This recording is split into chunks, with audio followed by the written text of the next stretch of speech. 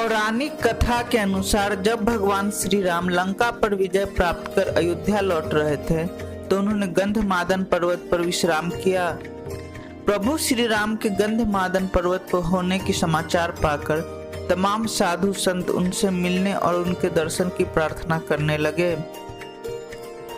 जब भगवान राम ने उन साधु संतों को बताया कि ब्राह्मण पुलस्त्य के वंशज रावण का वध करने के बाद मैं ब्रह्म हत्या का भागी हो गया हूँ और आप लोग मुझे इस पाप से मुक्ति होने का कोई उपाय बताएं, तब वहां उपस्थित सभी ऋषि मुनि ने प्रभु श्री राम को सलाह दी कि वे शिवलिंग की स्थापना करें और उनसे प्रार्थना करें कि वह आपको इस ब्रह्म हत्या के पाप से मुक्ति दिलाए।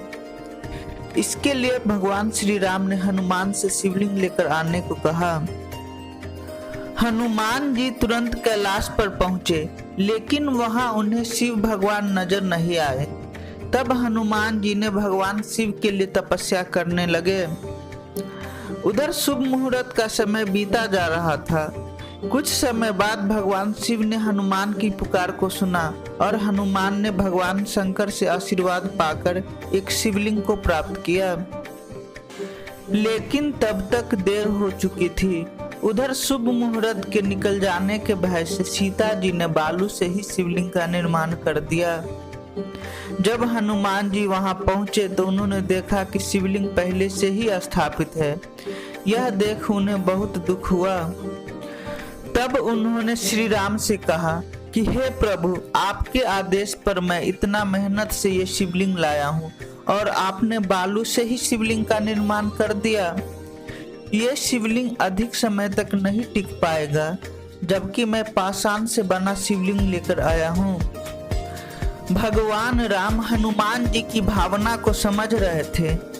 उन्होंने हनुमान जी को समझाया, लेकिन वे समझ नहीं पा रहे थे। तब भगवान राम ने कहा, हे हनुमान, इसमें दुखी होने की कोई बात नहीं, किंतु यदि तुम्हारी यही इच्छा है तो तुम इस बालू के शिवलिंग को हटाकर पत्थर के शिवलिंग को स्थापित कर दो। अगर तुम ऐसा कर सके तो हम तुम्हारी ही शिवलिंग की पूजा करेंगे। यह सुनकर हनुमान जी ने सोचा कि उनके एक प्रहार से तो पर्वत भी टूट जाते हैं, फिर ये तो रेत से बना एक शिवलिंग ही है, ये तो चुटकी में ही मिट जाएगी।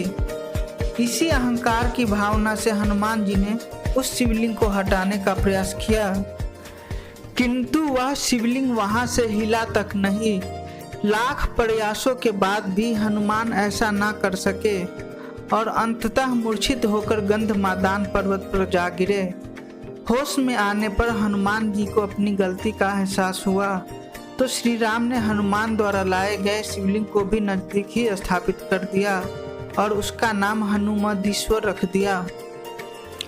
शिवलिंग स्थापित करने के बाद श्री राम ने कहा, मेरे द्वारा स्थापित किए गए ज्योतिर्लिंग की पूजा करने से पहले तुम्हारे द्वारा स्थापित किए गए शिवलिंग की पूजा करना आवश्यक होगा। जो ऐसा नहीं करेगा उसकी पूजा अधूरी मानी जाएगी। उसी समय से सबसे पहले हनुमंतीश्वर महादेव के दर्शन के बाद भक्त रामेश्वरम का दर्शन करते हैं। पुराणों में कहा गया है कि सावन के महीने में ज्योतिर्लिंग के दर्शन करने से आपके भाग्य खुल जाएंगे, आपको सभी दुष्कर्मों से मुक्ति मिलेगी और आप सत्कर्म के भागी बनेंगे। रामेश्वर मंदिर तमिलनाडु राज्य के रामनाथपुरम जिले में स्थित है। यह मंदिर अपनी सुंदरता के लिए विश्व में प्रसिद्ध है और रामेश्वर मंदिर का गलियारा विश्व के सबसे बड़े गलियारे के रूप में विख्यात है। हिंदुओं का यह प्राचीन एवं प्रमुख मंदिर भगवान शिव को समर्पित है, जिसमें शिव की पूजा आराधना रामेश्वरम के रूप में की जाती है। यह तीर्थ हिंदुओं के 4 धामों में से एक है। यह हिंद महासागर और बंगाल की खाड़ी से चारों ओर से घिरा हुआ एक शंख आकार का द्वीप है।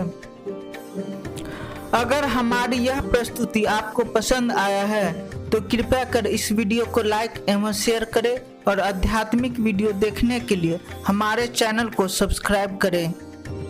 और इस तरह के वीडियो मैं हर सोमवार और गुरुवार को दोपहर के 4 बजे लाता रहता हूँ। जय माता की।